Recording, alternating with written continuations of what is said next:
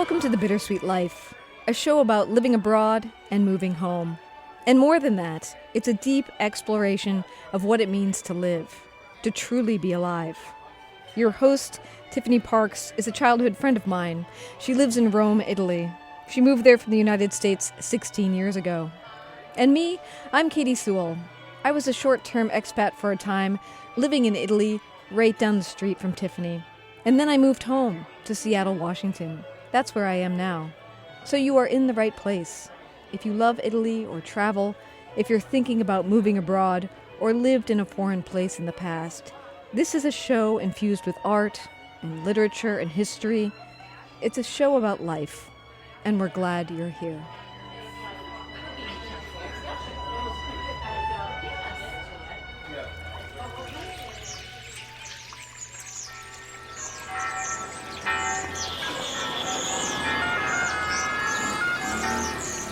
Welcome to Rome.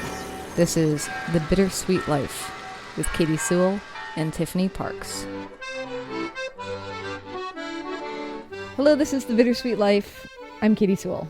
I'm Tiffany Parks. And today, following up on the heels, not so much of Thursday's episode, but of last Monday's episode about anxiety. This sort of goes along with that, maybe? Okay. I'm going to read a listener email, and we're going to respond and see where we go. This email is from Claire. I'm going to skip some of the compliments. Thank you, Claire. Okay. I started listening to your old episodes and still have a long way to go, so I don't know if you've covered these topics already.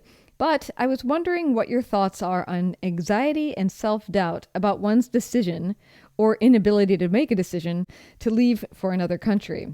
I am seriously thinking about moving to France, but I am so scared.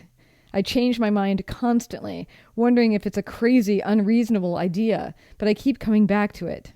My question is, at what point are doubts and anxiety a sign that it's not the right decision? Also relating to this, I don't know if you could share your thoughts on moving abroad while struggling with mental health issues. Thanks again for the great conversations. I enjoy listening to you both.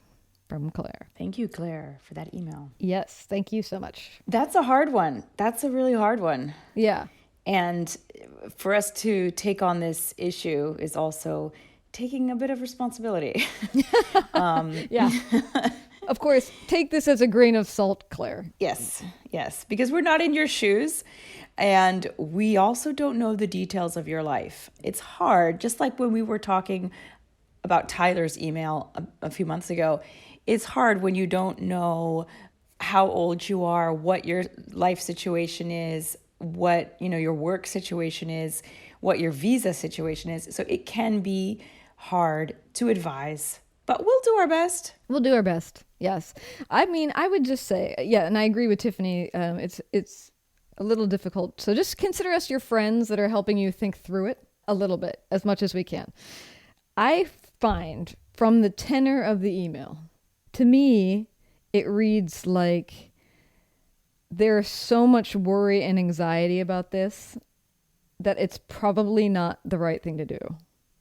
That's my gut reaction, just at its surface level. Or maybe it's just not the right time. Right thing, right time. Yeah. And it also feels like there's a lot of pressure on deciding this. Mm-hmm. You have this sense that you feel like you need to decide it right now, mm-hmm. which you don't. The one thing I said kind of to Tyler, I guess even, was that France is going to be there for a while. Hopefully. As far as we know, France is pretty stable. France is going to be there for a while. So this is not a thing that you have to decide today. But also, I don't know, there's something else about this that makes me feel like maybe echoes a little bit of the anxiety I was talking about, is in this time of transitioning out of COVID in some ways, there's this real anxiety of, what do I do now? Like, I want to get onto the next thing. Like, I want something to change. I want life to be different. And I've been thinking about this a lot lately because I've been thinking the same thing. Like, I want something about life to be different, but it's this weird, airy, not concretely formed, I don't know how I want it to be different. I just want something to be different. Mm-hmm. I could totally see going, I've always liked France. If I move to France, everything's going to be different. Mm-hmm. And that's true. But that doesn't mean that I should necessarily move to France Yeah. just because I have this longing for things to change. In the words of someone famous, wherever you are, there you are. Mm-hmm. Right? Wherever you go, there you are. I can't remember exactly the words, and I can't remember who said it, but your problems will not be solved by moving abroad. You know, if you do have mental health issues, and again, we don't have a lot of context from this email. Mental health issues can range vastly in seriousness. You know, somebody could be suffering from debilitating personality disorders or you know, things like that. Or somebody could, you know, have mild anxiety. There's a big spectrum there. So I don't know. But, you know, if you do have significant mental health issues, you're going to have them abroad, and chances are they are going to be worse. And I almost never tell people, don't move abroad. You know, I'm on the opposite side. I'm always like, do it, do it, do it, do it. I'm like your personal expat cheerleader. But like, you know, like you were saying, this could be something that she could do at another moment in her life when maybe she's feeling a little bit less anxious. Yeah. As a person who's moved a ton lately, I can tell you that moving, it doesn't help the burden. It doesn't lift it. It's a lot of things that you have to get into place. It kind of adds to it, at least initially. I feel like there's a list of like the most stressful things that can happen in your life. Yes. You know, death in the family is, I think, number one.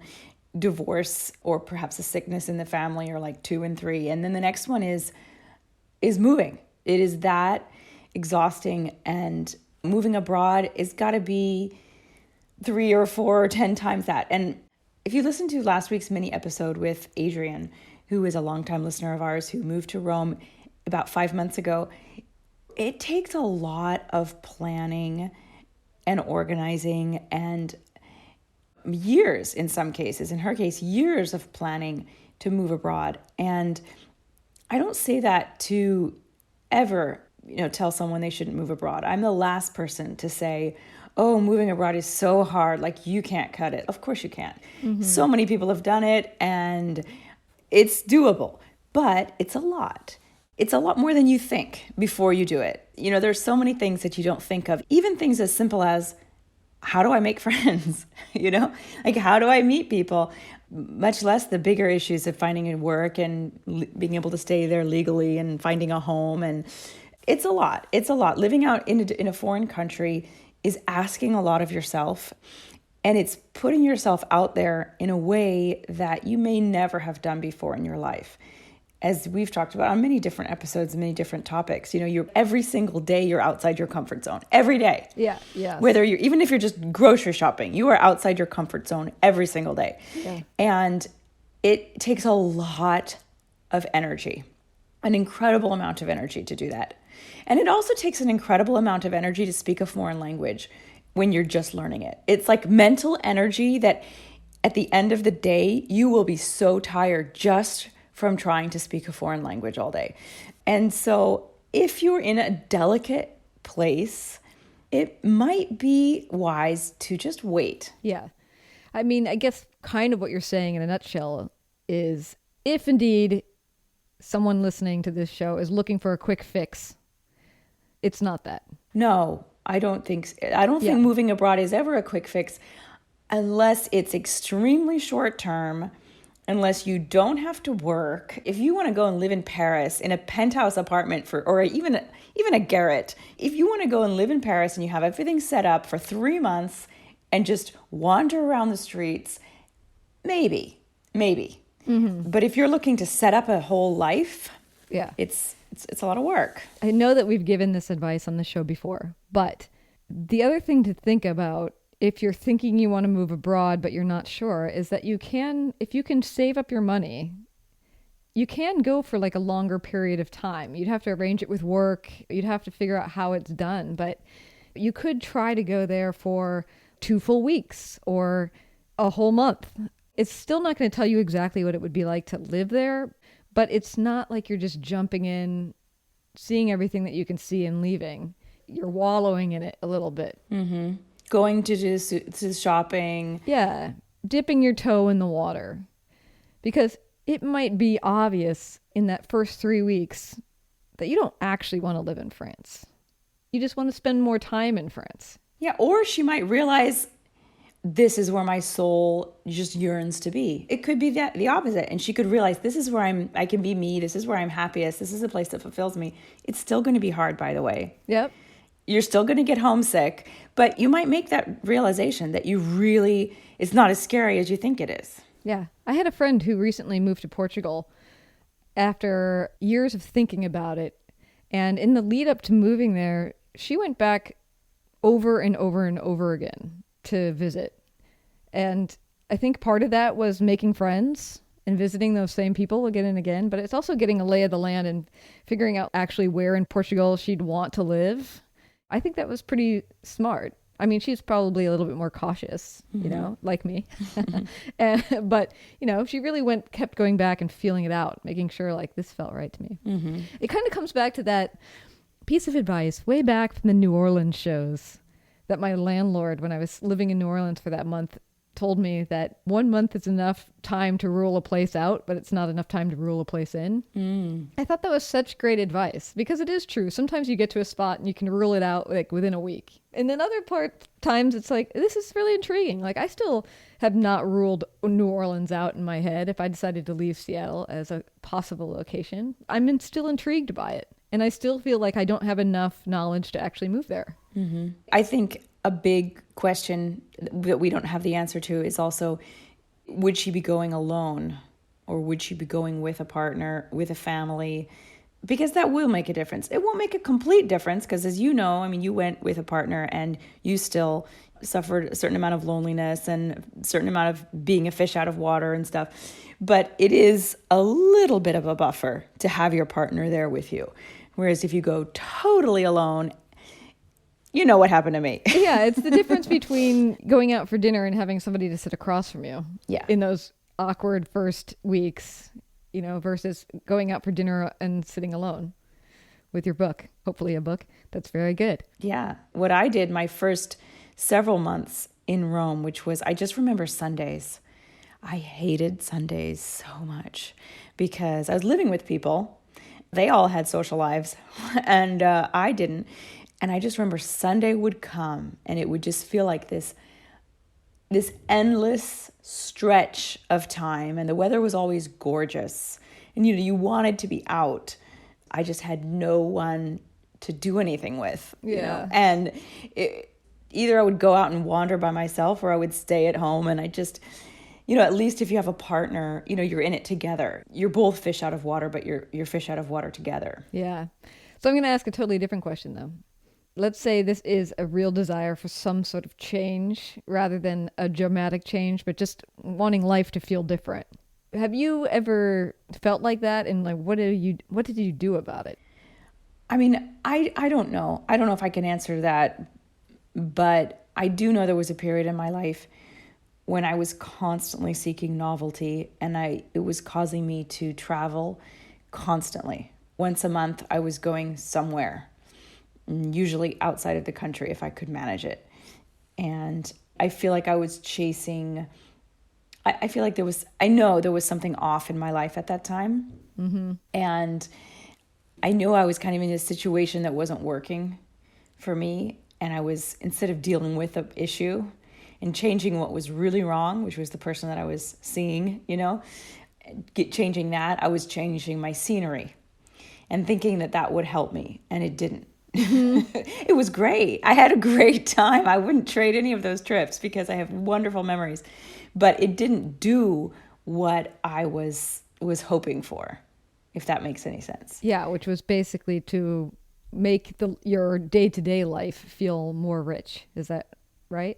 Yeah, I don't know. I don't think it was about at that time more rich day-to-day life. It was I was with someone who, it was a completely unfulfilling relationship, I don't know if that makes sense. It was well, I don't know, tell us about it. I don't know if I want to go into it. We'll go into this on one of our bonus episodes. Okay. But I was just with someone who wasn't emotionally available to me, and it was not a healthy relationship. And instead of either dealing with it or ending it, I was just like constantly trying to improve the scenery to try to feel better about, I guess, myself. That's not really about change, though. So I don't know if I answered your question. No, that's interesting though. I mean, so how did you get that to start shifting? Because I do know that when things feel uncomfortable, sometimes there's also this equal pull to somehow just like run from it and continue the same patterns. You know what I mean? For sure. No, I had a wake-up call. It was very dramatic, and I ended the relationship, and my life got vastly better. Vastly better. Not just because I ended that relationship, because right after I ended it, I met Claudio. So there you go. So Lucky timing. It was perfect. It was perfect timing. But as far as like wanting to make your life richer, I think I do try to bring in little rituals into my life. Whether or not I can keep them up, whether or not I have the discipline to keep them up is another thing. I'm a big self-improvement type. I'm always like, I'm going to journal every day. It never really works out, but I have a lot of fun in the meantime. Yeah. And that's the only thing I can really think of, things like that, journaling or meditating, daily activities, kind of quiet daily activities, not big dramatic changes. Yeah, and I should do this. Just making a list of the things that you enjoy.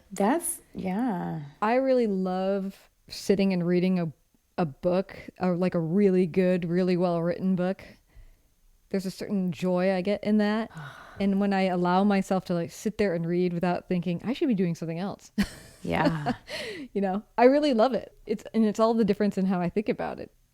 Rather than thinking I'm wasting the evening. Wasting the evening on reading? Well, you no. Don't think okay, that. I'll retract that. I'll retract that. Actually, I more think that in the morning when I'm reading over breakfast and then I can't stop reading and I'm like, I should get to work. Yeah. And they're like, one more chapter. I should get to work though. That I could totally relate to. Totally. It is a difference between reading at night and reading in the morning. And reading in the morning is a guilty pleasure, whereas reading at night is like perfectly acceptable to me. Okay, that's fair. No, I agree. It's probably time very well spent. Yeah. But I mean, maybe it's also as simple as giving yourself permission to do some of those things that you really like, without feeling bad that you're not getting stuff done or hanging out with people or whatever it is, Yeah, for sure. And I think that there's a lot to be said about like literally what is it that gives you pleasure? Is it playing video games? Then play video games, You do you. Yeah. Who's to say what is a positive or a negative habit? Like that reading a book is better than, watching YouTube videos, as long as it truly makes you feel better. You have to think, am I doing this just because I'm sitting here and I don't want to get up and do something else because I'm, that happens to me sometimes. Like I'll get in bed and I'll have the book that I'm reading next to me and it'll be something that I'm absolutely loving and I can't wait to read it, and I'll just get in bed, but I'm just like, okay, let me just look at my phone for 1 second first. And if I accidentally look at a reel on Instagram or something and I start going through there, I can spend like 20 minutes. I'll look up and I'll be like, 20 minutes just went by. I could have been reading my book, which I know, and I'm not saying this is true for other people, but for me personally, I'm going to get way more pleasure and enjoyment out of my book, as long as it's a good book. Whereas watching those reels just kind of makes me feel like, it's not the same as like watching a really good movie, it's cheap entertainment for me. For other people, it might be just like, if you've had a super stressful day at work, maybe that's what you need to just be able to chill out. And so the self-awareness to be able to be like, what really makes me feel good? Is it taking a bath? Is it taking a nap? Is it taking a walk? It's going to be different for every person, but it shouldn't be what you feel like you should do. It should be what you feel like really makes you feel good. Unless what makes you feel good is like beating someone up, but don't do that. Murdering. Yeah, no murdering allowed. Don't set fires, please, people. No matter how good it makes you feel. It's funny, actually. This is a total aside, but I was with a friend once and we were driving and we saw a man walking down the street who seemed very upset. And this man picks up the garbage can and throws it over, right, as we're going by. And we're in a car and he's on the road. And I say to my friend, that man just threw that garbage can over for no reason. And my friend says, oh, he had a reason. Very, very good point.